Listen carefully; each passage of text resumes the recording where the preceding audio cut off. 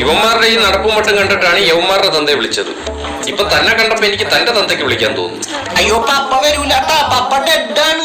തന്നെ ഇപ്പൊ ഈ കോളേജിലോട്ട് വിളിപ്പിച്ചെത്തിരെന്നറിയോ? എന്റെ മക്കൾ ടോപ്പർ എന്ന് പറയാനാണ്.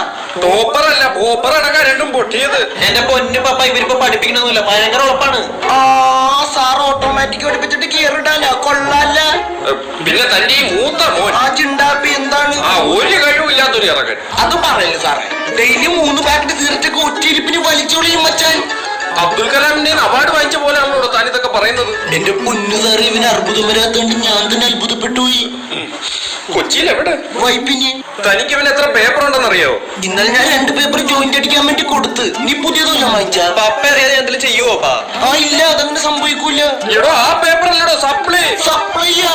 എന്റെ പൊന്നു സാറേ, ഞാൻ പറഞ്ഞാണ് ഇവിടെ ഞാൻ സപ്ലൈ ചെയ്തോളാന്ന്. ഞാൻ അറിയാണ്ട് ഇവിടെ നീ സപ്ലൈ